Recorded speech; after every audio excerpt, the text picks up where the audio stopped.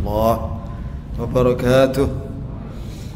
الحمد لله رب العالمين، والصلاة والسلام على الأتمان والأكملان على المبعوث رحمة للعالمين نبينا محمد وعلى آله وصحبه ومن تبعهم بإحسان إلى يوم الدين وسلم تسليما كثيرا. اللهم انفعنا بما علمتنا وعلمنا ما ينفعنا وزدنا علما واهدنا إليك صراطا مستقيما. ثم أما بعد، تفضل يا أخي، بارك الله فيك. بسم الله الرحمن الرحيم.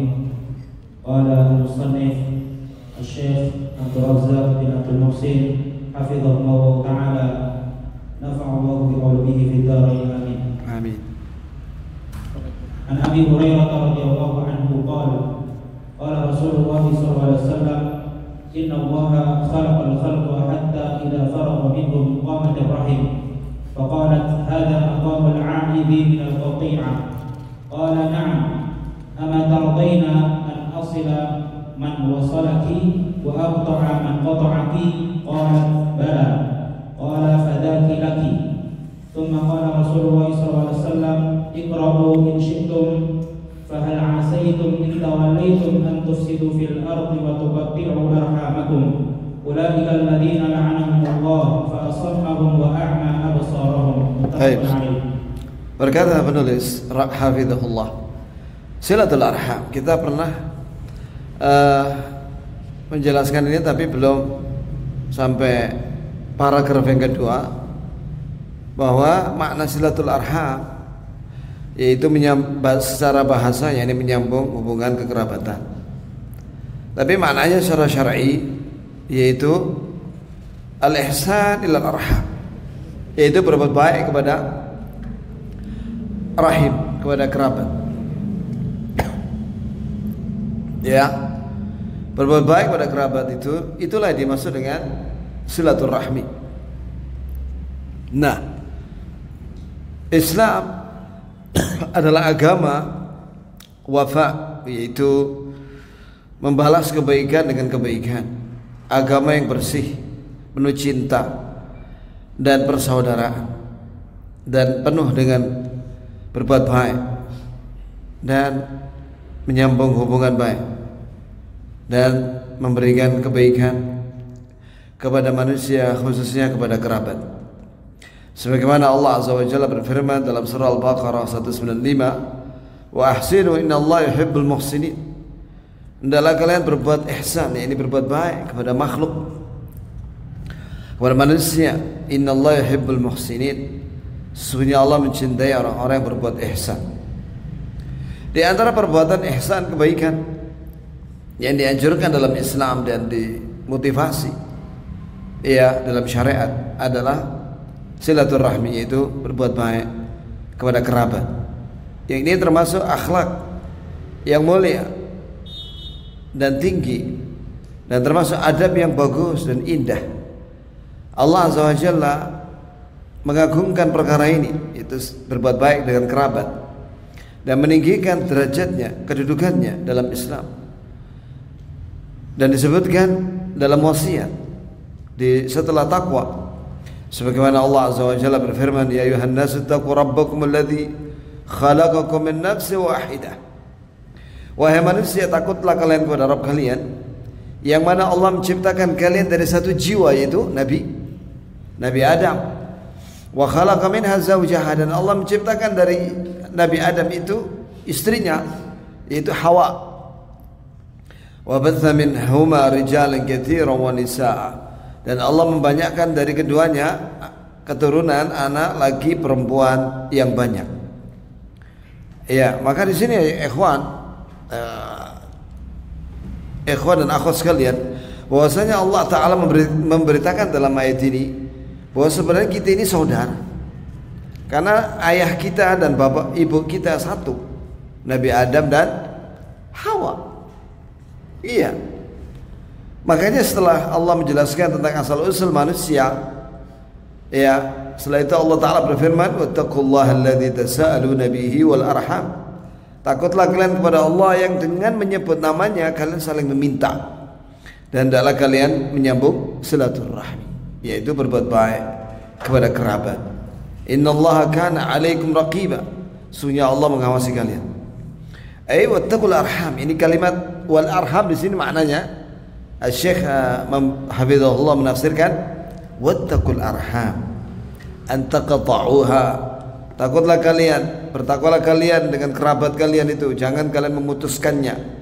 Walakin birruha wasiluha wa ahsinu ilaiha. Tapi berbuat baiklah kepadanya, menyambung silaturahmi dengan kerabat itu. Hendaklah kalian berbuat baik kepada mereka dengan sebaik-baiknya. Kemudian di sini dibawakan hadis, dalil hadis. Coba perhatikan ya ikhwan, Syekh Abdul Razak dan juga para ulama yang lainnya ahlu sunnah ketika menulis sebuah buku atau khutbah atau ceramah mesti dibawakan dalil, baik itu dari Al-Quran dengan tafsirnya maupun dari hadis Nabi SAW yang sahih.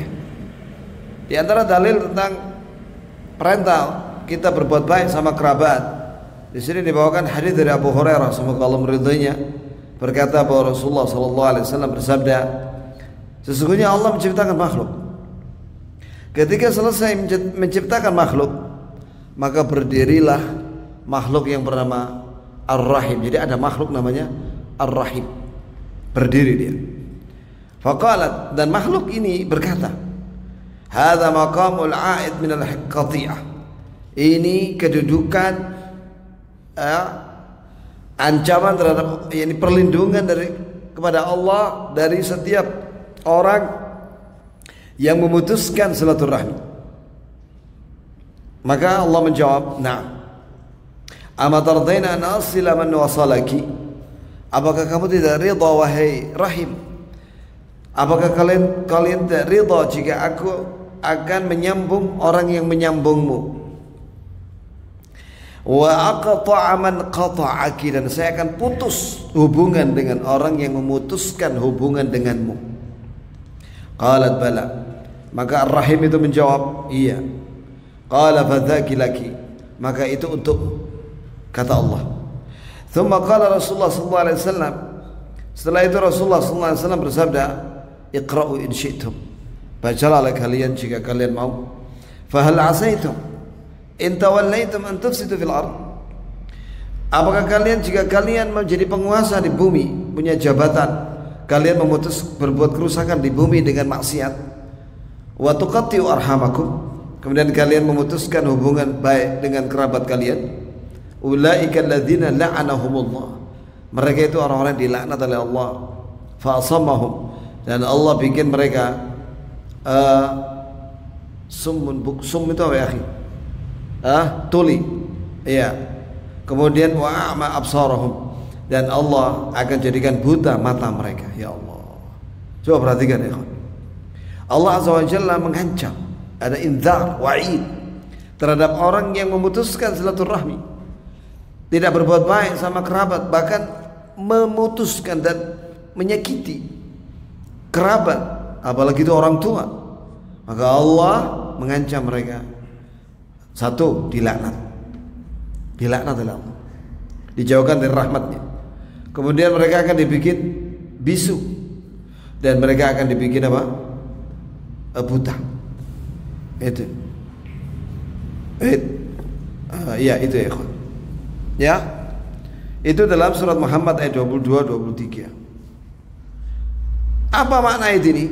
Menunjukkan bahwa memutuskan silaturahmi, apalagi menyakiti kerabat rahim, maka itu dosa besar.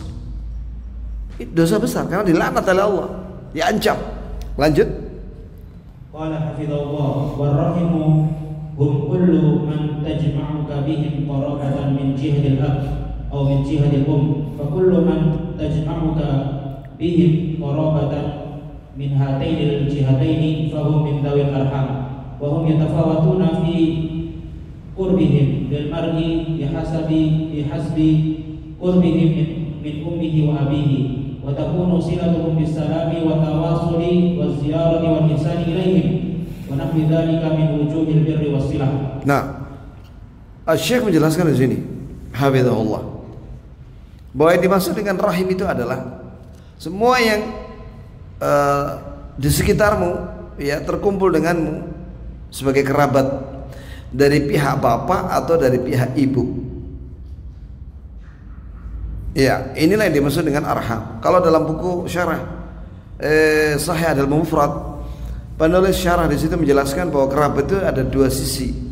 Dari sisi nasab, dari bapak dan ibu, seperti Pak Lek, Pak Ade, bibi, kakek, nenek, saudara kandung, ya, bapak ibu kita, itu termasuk itu. Ponakan, ya, itu kerabat dekat. Ya, termasuk rahim kita, ya, termasuk juga dari pernikahan. Ya, yang kedua dari pernikahan, yaitu istri kita, kemudian anak-anak kita, kemudian mertua kita. Antum bisa lihat dalam syarah Sahih Adabul Mufrad bahwa pengikat apa yang disebut dengan rahim itu penyebabnya di samping karena nasab juga karena pernikahan. Jadi istrimu dan anak-anakmu dan juga cucumu sampai ke bawah, kemudian juga ini apa namanya mertuamu, itu termasuk kerabat yang harus diperhatikan dan berbuat baik dengan mereka. Begitu ya jemaah. Semakin dekat dengan bapak ibu kita dan dengan istri kita, berarti dia semakin dekat sama kita, dan berhak mereka untuk kita ucapi salam, kita kunjungi dia, kita tanya kabarnya, kita berbuat baik kepada dia dengan harta, dengan doa atau hadiah atau apa saja dari semua kebaikan dan silaturahmi. Lanjut. Qauluhu inna Allaha khalaqal khalqa hatta idza faragha minhum ay min khalqihim wa min jumlatihim ar-rahim. Nah, di sini Syekh Hafizahullah ini ahli sunnah itu menjelaskan atau tafsir ayat dan juga menjelaskan makna hadis. Setelah menjelaskan dalilnya, maka dijelaskan makna dalil-dalil itu. Kalau ayat tafsirnya, kalau hadis penjelasannya. Yaitu sabda Nabi sallallahu alaihi wasallam bahwasanya sesungguhnya Allah ketika sudah menciptakan makhluk dan selesai, ya, termasuk di dalamnya di sini kata Syekh Ar-Rahim. Ada makhluk namanya apa? Ar-Rahim. Setelah itu qamat ar-rahim faqalat hadha maqam al-'aqid min al-qati'ah ay inna qiyami hadha huwa qiyam al-'aqid min al-qati'ah ay al-musta'id bika ya Allah min al-qati'ah ay kuntu musta'idatan bika qalibatan an tu'idani min al-qati'ah bi anna Allah 'azza wa jalla amara biha an tuwassila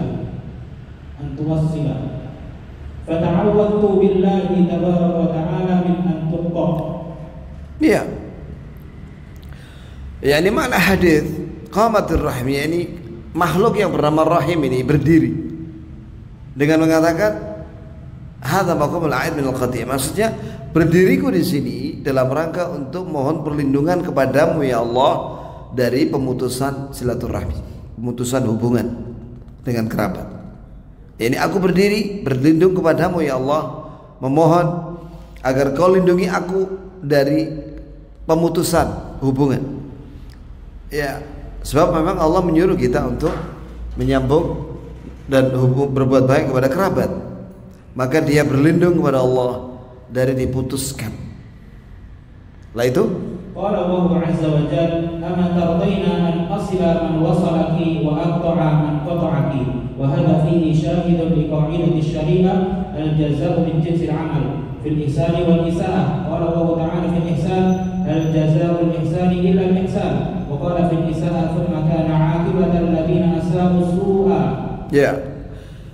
Adapun firman Allah Azza wa Jalla ketika menjawab permintaan tadi dari Ar-Rahim, maka Allah menjawab, apakah kamu tidak redha aku akan menyambung orang yang menyambung denganmu, dan aku akan putus dengan orang yang memutuskan denganmu. Ini terkandung kaidah. Ada satu kaidah mengatakan al-jaza' bin jinsil amal, balasan sesuai dengan perbuatan. Yaitu kalau orang menyambung silaturahmi, maka Allah akan menyambung dengan berbuat baik dengan menambah rezeki dan karunia dan fadilah, ya, hidayah dan kenikmatan, Allah akan tambah lagi kepada hamba itu yang silaturahmi, termasuk rezeki. Makanya silaturahmi itu menambah apa? Jadi sebab rezeki itu diberkahi oleh Allah, ditambah lagi oleh Allah Jalla wa'ala. Sebaliknya, jadi jika orang memutuskan berbuat baik sama rahimnya, kepada orang tuanya, kepada kerabat dekatnya yang tadi sudah disebutkan, baik dari sisi nasab maupun dari sisi perkawinan, ya, maka ya Allah akan putus sama dia. Ya, ini diputus hubungan, ya, ini Allah akan mengurangi rezekinya dan lain sebagainya, ya. Atau mungkin dia akan disesatkan oleh Allah karena diputus oleh Allah. Allah putus sama seseorang berarti terputus pula nikmat hidayah dan juga yang lainnya. Nasallahu alaihi wasallam. Oleh karena itu Allah Ta'ala berfirman tentang orang yang berbuat ihsan, berbuat baik sama kerabat,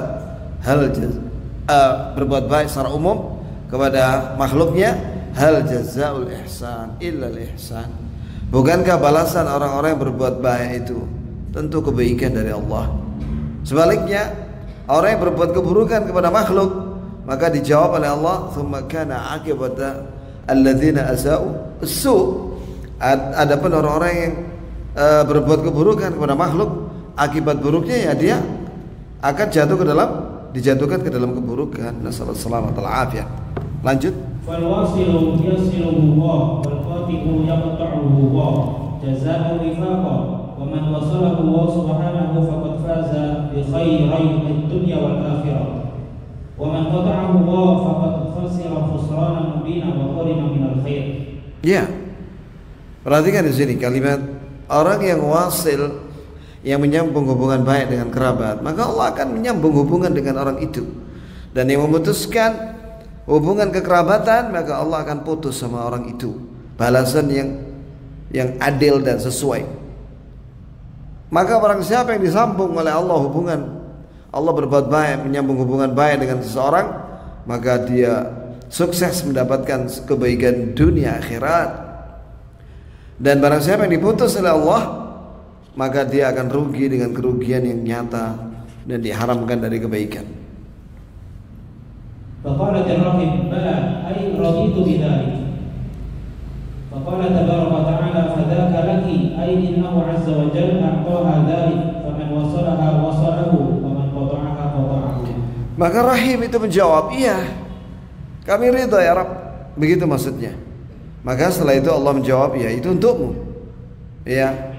Maka barang siapa yang benar-benar menyambung dan berbuat baik sama kerabat, sungguh dia akan disambung oleh Allah dengan penuh kebaikan.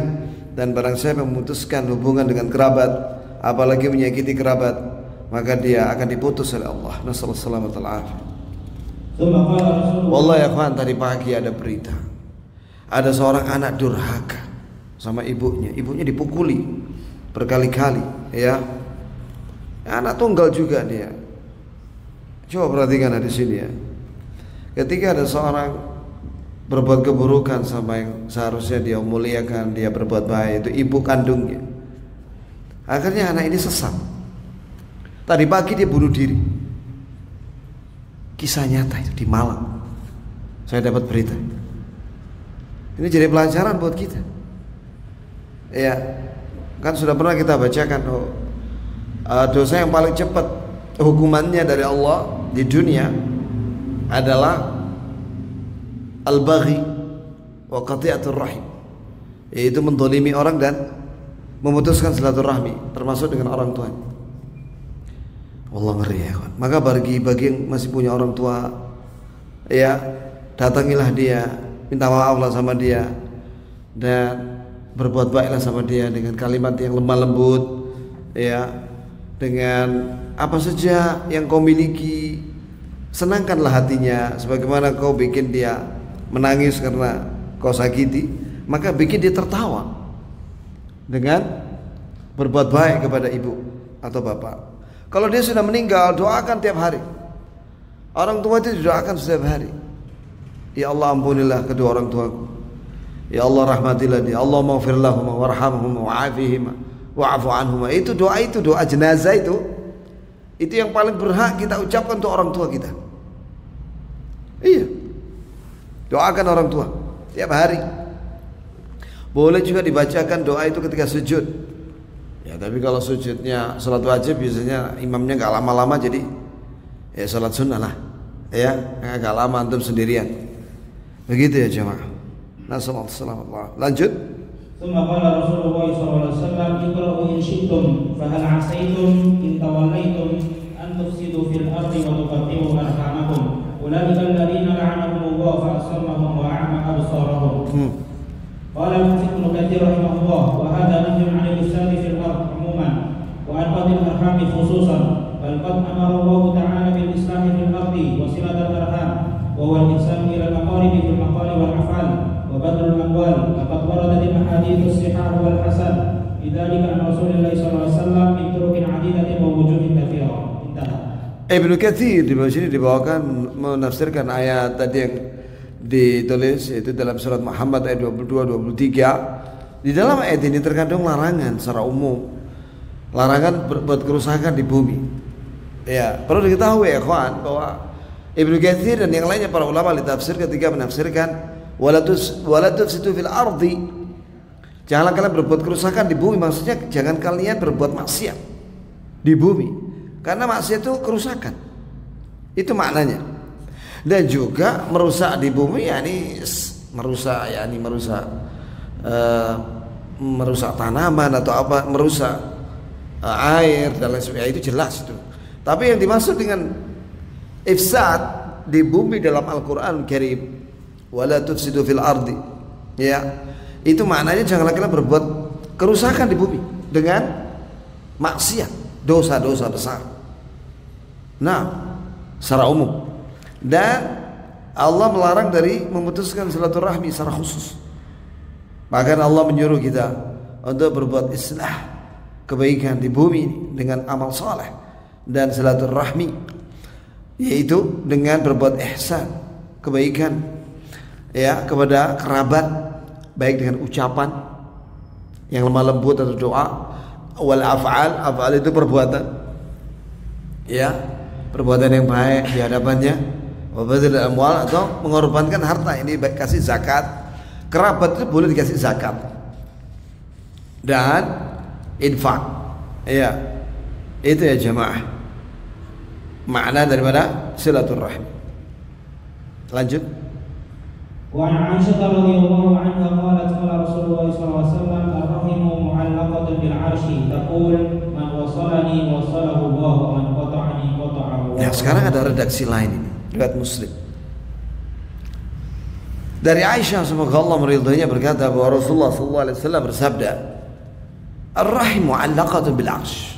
Makhluk yang bernama rahim tadi itu tergantung di arsy, di bawah arsy, menggantung begini.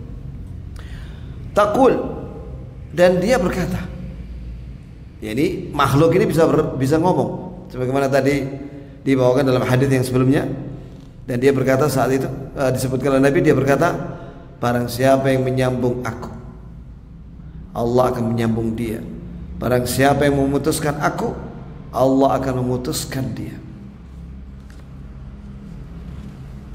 Itu ya jamaah, riwayat Muslim. Lanjut. وهذا يحتمل أن يكون خبرا أو أن يكون دعاء فإما أن الرحمة تخبر بهذا أو أنها تدعو الله عز وجل به وعلى كل فهو يدل على عظم شأن الرحم وصلتها وأنها تحت العرش تدعو بهذا الدعاء أو تخبر بهذا الخبر. Nah, Syekh mengatakan bahwa kalimat berita ini bisa jadi dia itu berita atau doa, yakni insya. Kalau istilah usul fikih insya, ya, insya itu maksudnya doa. Jadi maknanya begini, yakni rahim ini memberitakan, barang siapa yang menyambung aku, berbuat baik sama aku, maka Allah akan menyambung dia dengan kebaikan. Sebaliknya barang siapa yang memutuskan aku, Allah akan memutuskan kebaikan dengan orang itu. Berita, ini berita. Tapi juga maknanya doa. Berarti bagaimana maknanya? Begini maknanya, ya Allah, sambunglah dengan orang yang menyambung dengan kebaikan, dan putuslah hubungan dengan orang yang memutuskan hubungan denganku. Dan dua-duanya hak. Dua-duanya hak. Oh, ini adalah sebagai berita dan juga sebagai apa? Doa. Itu banyak contohnya di dalam Al-Quran dan hadis. Lanjut. Wa an Abdurrahman bin Auf radhiyallahu anhu qala sami'tu Rasulullah sallallahu alaihi wasallam yaqul qala Allahu ana ar-Rahman wa hiya ar-Rahim syaqaqtu laha isman min ismi man wasalaha wasaltuhu wa man qata'aha batattuhu. Ini hadis dari Abu Dawud dan disahihkan oleh Syekh Al-Albani dalam Sahih Sunan Nabi Daud nomor 1694 dari Abdurrahman bin Auf, semoga Allah meridhoinya, berkata, aku mendengar Rasulullah SAW bersabda, Allah Ta'ala berfirman. Berarti ini hadis apa ya kawan? Qudsi. Allah Ta'ala berfirman, saya adalah Ar-Rahman, kata Allah. Ana Ar-Rahman wa hiya Ar-Rahim. Dan ini adalah Rahim, makhluk yang bernama apa tadi? Rahim. Syaqaqtu laha isman min ismi. Jadi aku namakan dia itu Rahim, diambil dari salah satu kandungan namaku, yaitu Ar-Rahman atau Ar-Rahim. Iya kan? Itu ya kawan. Maka barang siapa yang menyambung dia, makhluk itu yang bernama Rahim, wasaltuh, aku akan menyambung hubungan baik dengan orang itu. Barang siapa yang memutuskan dengan Rahim itu, maka aku akan putuskan hubungan dengannya. Itu ya jemaah. Hada hadithul qudsi wa makna badattuhu ay qatabtuhu fal battu wal qat'u wa huwa huna muqabilun lil qat'i faman qata'a rahimahu qata'ahu Allah kama anna al wasla muqabilun lil wasli wal jazaa'u min jinsil amal. Aywa. Ini hadis qudsi dan makna badattu ini qata'tu sinonim dengan qata'tu, sama. Begitu ya. Lanjut. Wa qawluhu ana ar-Rahman yani anna hadha min asma'ihi 'azza wa jalla allati la yusamma biha ghairuhu. Ya, ini nama Allah Ar-Rahman memiliki keistimewaan bahwa nama ini khusus untuk Allah. Seperti Allah khusus untuk Allah. Tidak boleh ada orang di dunia ini namanya Allah atau Ar-Rahman. Jelas ya kan? Kalau ingin mengambil dua nama itu, kasih abd, Abdullah. Nama dia Abdullah atau Abdurrahman. Ya, dan Ar-Rahman ya ikhwan, kata ulama, min asma'illahil a'zam, termasuk nama Allah yang paling agung, alladzi idza du'iya bihi ajab wa idza su'ila bihi a'ta. Apabila seorang menyebut nama Ar-Rahman, ya, dalam berdoa Allah akan jawab doanya, dan barang siapa yang meminta dengan menyebut nama Ar-Rahman kemudian menyebutkan permintaannya, maka Allah akan kasih. Ya. Kemudian nama Ar-Rahman ini ya kawan, terkandung sifat. Dan ingat bahwa setiap nama itu mesti terkandung apa? Sifat Allah. Nama Allah Ar-Rahman yang maknanya Allah yang Maha Sayang, memiliki sifat dzur-rahmah al-wasi'ah. Wa rahmatuhu wasi'at kulla syai', yang mana sifat rahmat ini meliputi segala sesuatu. Ya, begitu pula Ar-Rahim, terkandung dalam nama Ar-Rahim bahwa Allah memiliki sifat rahmah yang berkaitan dengan perbuatan Allah yang mengandung kebaikan untuk makhluknya. Seperti sekarang ini kita sedang mengaji ini karena Allah Rahman dan Rahim sama kita. Allah sayang sama kita. Walhamdulillah. Segala puji bagi Allah, segala sanjungan untuk Allah, sehingga kita bisa ngaji. Paham ya kan? Kemudian wa qawluhu wa hiya ar-rahimu syaqaqtu laha isman min ismi ay ishtaqqa subhanahu ismaha min ismihi ar-rahman wa hadha fihi dalilun ala makanati ar-rahim al-'aliyyah ala makanati ar-rahim al-'aliyyah 'adiyati 'inda Allah tabaraka wa ta'ala ar-rahmanu huwa dzur-rahmatil wasi'ati war-rahimu hiyal qarabah. Nah, setelah itu Allah Ta'ala menyebut wahir rahim. Ini adalah ar-rahim, maknanya kerabat. Itu ada makhluk namanya rahim, maknanya kerabat. Sebagaimana tadi disebutkan bahwa rahim ini bisa ngomong dia, dan posisinya di mana? Di bawah arsy, tergantung di bawah arsy, ya, menggantung dengan arsy, dan dia pernah berlindung kepada Allah dari pemutusan hubungan. Nah, setelah itu Allah Azza wa Jalla menyebut bahwa rahim ini, makhluk yang bernama rahim ini, aku namakan dia, aku ambil dari pecahan kata dari namaku. Karena nama Allah Ar-Rahman dan Ar-Rahim, maka dari nama itu, dalam pecahan kata itu ada Ar-Rahim.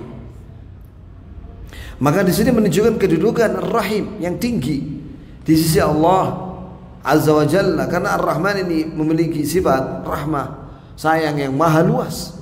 Saking luasnya ya kawan, sampai orang kafir sekarang ini, ya, mereka masih dikasih makan oleh Allah.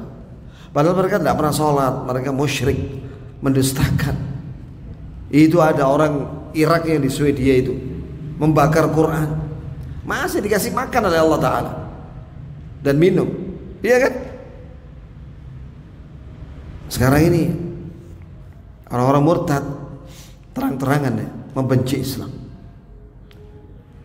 Orang Arab itu, orang Irak yang pergi ke Swedia itu dan murtad ya. Terus ada lagi tadi Mesir, orang Mesir juga tinggal di Rusia, Rusia apa di mana gitu ya, atau Jerman atau di mana, dia ikut-ikutan orang Irak itu menghina Al-Quran. Langsung saya teringat dua orang tokoh Quraisy kafir, siapa itu? Abu Jahal dan Abu Lahab. Jadi siapa yang ingin tahu bagaimana kasarnya Abu Jahal dan Abu Lahab, lihat itu orang Arab itu yang murtad itu, yang membakar Al-Quran itu dan menginjak-injak Al-Quran. Ya kayak begitu orang Arab kalau sudah kafir, kayak Abu Lahab dan Abu Jahal sudah gitu. Jangan kaget, ya, permusuhan dari orang Arab yang kafir. Jadi tidak mesti yang memusuhi Islam itu non Arab, ada juga orang Arab yang kayak Abu Jahal dan Abu Lahab. Abu Jahal angkat pedang waktu perang Badar, menghunuskan pedang begini di hadapan Rasulullah dan para sahabat. Setelah itu dia mati dan terbunuh di medan perang. Ya, Quraisy angkat pedang di hadapan wajahnya Nabi SAW. Jadi kalau ada orang Arab sekarang yang murtad itu menghina Quran, gak usah terlalu kaget, ya, sudah ada contohnya dahulu, ya, yaitu Abu Jahal dan Abu Lahab.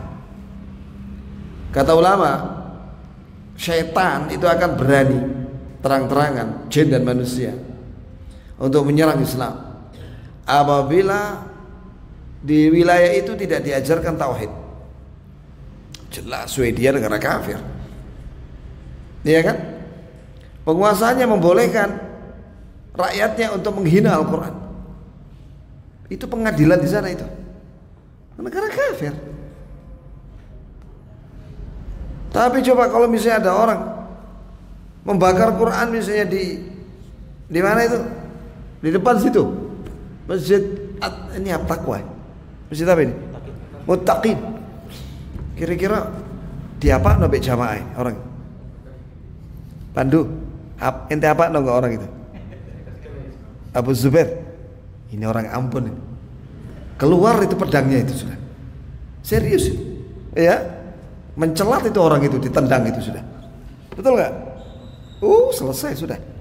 Kalau di Al-Muttaqin sini pernah terjadi ya kawan, di Mesir ada seorang menghina Rasulullah SAW. Menghina Rasulullah SAW terang-terangan. Terus ada seorang syekh di Mesir ditanya sama yang hadir, "Syekh, bagaimana hukumnya orang yang menghina Rasulullah SAW?" Karena itu beritanya sama Mesir, bahkan Timur Tengah tahu semua orang-orang. Kata syekh, halal darahnya. Oh gitu Syekh? Iya. Nah orang yang bertanya itu, setelah dia bertanya itu pergi dia. Besoknya ada berita orang yang menghina Rasulullah itu mati dah. Dibunuh sama orang itu. Dieksekusi langsung ya kawan. Allah. Ya sudah itu. Para ulama berfatwa bahwa orang yang menghina Allah dan Rasulnya dan Al-Quran itu boleh dihukum mati. Ada dua pendapat. Ada yang mengatakan itu yang melaksanakan penguasa. Ada yang mengatakan siapa saja boleh melaksanakan kalau dia dapat. Seperti dulu itu siapa itu? Salman Rushdie saat ngarang buku Satanic Verses. Di situ penghinaan terhadap Rasulullah dan Al-Quran dan lain-lain. Itu ditusuk di mana itu ketika dia pidato di mana itu? Amerika, apa di Kanada, apa di mana itu? Ya, itu sudah nggak aman, nggak tenang dia hidupnya. Dikawal sama bodyguard gitu ya, kemana-mana pun dia pergi. Dan dia ketakutan. Itu ada orang mana itu Swedia apa Denmark itu yang bikin kartun menghina Rasulullah SAW. Akhirnya apa? Diazab oleh Allah langsung. Dengan cara apa?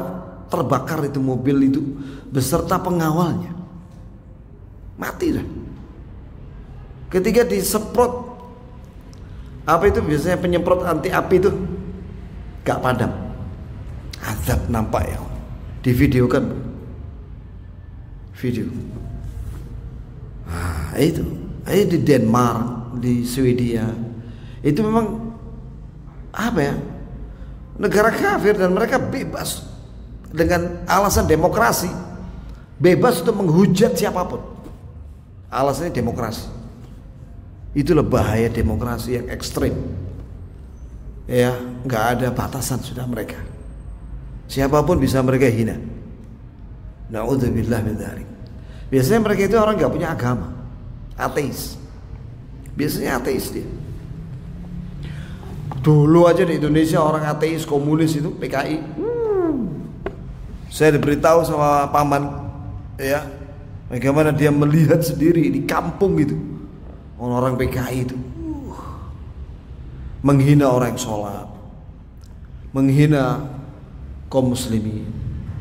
Islam itu dihina habis sama PKI. Atau baca sejarah deh, ya, bagaimana mereka. Istilah kadrun itu istilahnya PKI sebenarnya. Ada dalam sejarah. Kadal gurun itu istilahnya orang PKI terhadap kaum muslim. Sekarang dihidupkan lagi, ya, oleh cucu-cucunya PKI. Lanjut. Wa an Amr ibni Abasa as-Sulami radhiyallahu anhu qala kuntu wa ana fil jahiliyah adunnu anna an-nasa 'ala dhalalah wa annahum laysu 'ala syai' wa hum ya'buduna al-awthan fasami'tu bi rajulin bi Makkah yukhbiru akhbara faqa'adtu 'ala rahilati faqadimtu 'alayhi fa idza Rasulullah sallallahu alaihi wasallam mustaghfiyan jura'ahu 'alaihi qawmu fatalaqqaftu hatta dakhaltu 'alaihi bi Makkah faqultu lahu ma anta qala ana nabiyyun faqultu wa ma nabiyyun qala arsalani Allah فقلت وبأي شيء أرسلك قال أرسلني بصلة الأرحام وكسر الأوثان وأن يوحد الله لا يشرك به شيء قلت له فمن معك على هذا قال حر وعبد قال ومعه يومئذ أبو بكر وبلال ممن آمن به فقلت إني متبعك قال إنك لا تستطيع ذلك يومك هذا ألا ترى حالي وحال الناس ولكن ارجع إلى أهلك فإذا سمعت بي قد ظهرت فأتني إلى آخر hadis رواه Muslim. Masya Allah. Ini hadis panjang ya kawan, tapi sangat banyak faedahnya. Dari Amr bin Abasah As-Sulami, semoga Allah melindunginya, berkata, dulu saya di zaman jahiliyah, saya menyangka bahwa manusia waktu itu di zaman jahiliyah mereka di atas kesesatan dan mereka tidak di atas kebenaran sedikit pun, dan mereka menyembah berhala. Jadi ketika Nabi SAW diutus pertama kali di Mekah. Itu memang kondisi manusia baik Arab maupun non Arab waktu itu mayoritas penduduk dunia musyrikun. Illa baqaya min ahlul kitab, kecuali sedikit dari sisa-sisa ahlul kitab yang mereka masih bertauhid. Sedikit sekali. Sebagaimana dikisahkan oleh Salman Al-Farisi, ya, ketika dia dalam perjalanan menuju Madinah itu berjumpa dengan pastor-pastor Nasrani yang masih bertauhid. Tapi itu sedikit, satu dua gitu saja. Nah, maka kata Amr, aku mendengar ada seorang laki-laki di Mekah. Dia mengabarkan banyak kabar-kabar atau berita-berita, yakni berita tentang Allah, tentang tauhid, tentang amal yang khair dan lain sebagainya. Maka aku duduk di atas kendaraanku, ini onta. Maka aku datang kepada beliau. Ternyata beliau utusan Allah sallallahu alaihi wasallam itu sedang bersembunyi. Kenapa ya kan bersembunyi ya kan? Jura'a alaikum. Karena kaumnya itu Quraisy itu menentang beliau dengan terang-terang. Ya. Menentang beliau dengan lisan, dengan tangan, bahkan dengan pembunuhan. Di antara yang dibunuh oleh Quraisy di Mekah itu abinya Ammar, yaitu Yasir, dan uminya siapa itu? Sumayyah. Itu dibunuh sama Abu Jahal dengan cara ditombak kemaluannya. Ya Allah, ngeri ya. Sallallahu alaihi wasallam. Syahidai, dua orang itu syahid, ya, dengan izin Allah Subhanahu wa ta'ala. Maka beliau sembunyi-sembunyi berdakwah. Maka aku berlemah lembut sehingga aku berjumpa dengan beliau di Mekah. Maka aku bertanya kepada beliau, "Ma anta?" Siapa anda? Maka Nabi menjawab, "Ana Nabi." Aku ini Nabi. Maka Amr bertanya lagi, "Apa itu Nabi?" Maka Rasulullah menjawab, "Arsalanillah." Allah mengutus saya sebagai utusan Allah untuk berdakwah. Dengan apa? Bi ayyi syai'in arsalak. Dengan apa Allah mengutusmu? Yani apa seruanmu, ajakanmu? Maka Nabi menjawab, "Arsalani bisilatil arham." Allah menyuruh saya untuk berbuat baik sama kerabat, wa kasril authan, dan mematahkan, menghancurkan berhala,